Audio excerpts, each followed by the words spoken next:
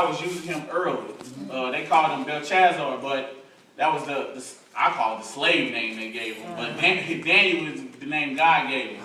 But even started then, the king was wanting them fed a certain way. But Daniel was like, no, we're not going to eat the stuff that you give us. We're going to eat our own stuff that God is instructing us to do. And they was much more healthier than the other boys that was drinking wine, doing all this other stuff. So they made the other boys start eating vegetables and doing all this stuff. Say, eat your vegetables. But then God used Daniel to interpret the king's dreams, because all the other crooked people, the wise men, the concubines, none of them interpret the king's dreams until Daniel. Yeah. Daniel went to God, and God allowed Daniel to interpret the king's dreams. So here we are in chapter 6. The title of this chapter is called The Plot Against Daniel. It says, then this Daniel distinguished himself above the governors and the satraps because an excellent spirit was in him. And the king gave thought to setting him over the whole realm. So the governors and the satraps sought to find some charge against Daniel concerning the kingdom. But they could not find no charge or fault, because he was faithful, nor was there any error or fault found in him. When these men said, we shall not find any charge against Daniel unless we find it against him concerning the law of his God. Daniel was an upright citizen, and he was an upright man of God. They could not find nothing wrong that Daniel was doing, but they had to come somewhere, so they tried to attack him spiritually. He was praying, so here they go. They gotta try to attack his God. Right.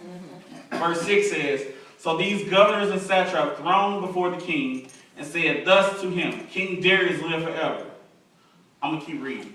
All the governors of the kingdom and the administrators and satraps and the council and the advisors have counseled together to establish a royal statute to make a firm decree that whosoever petitions any god or man for 30 days except you, O king, shall be cast into the dens of lions. Now, how many of us, if somebody told us if we got caught praying to God, we'd be put in a den of lions? How many of us would stop praying or praising God? Just be real. Be real. I'll be ate up. Like, God, I'll holler at you more. Hey, I want to live. You know what I'm saying? So, but Daniel, when you're a man after God's own heart, it don't matter what Satan says against you. If God is for you, who could be against you? Right. So I'm going to skip down to verse 11. Then these men assembled and found Daniel praying and making supplications before his God. And they went before the king and spoke concerning the king's decree.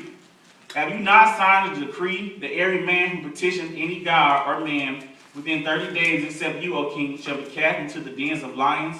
The king answered and said, the thing is true, according to the law of the Medes and Persians, which does not alter. The law of the Medes and Persians was a law that even the king couldn't break. It was like when you put your stamp on it, that's it. The king couldn't break. It was like, hey, it's the law, it's the law. So they answered and said before the king that Daniel, who is one of the captives of Judah, does not show due regard for you, O king, or for the decree that you have signed, but made his petition 3 times a day. Daniel was praying 3 times a day. How many of us pray once? A half a time. God bless, and that's it. And the king, when we heard these words, was greatly displeased with him and set his heart on Daniel to deliver him. See, when you're being upright and doing what you're supposed to do, even your enemies will be your footstool. See?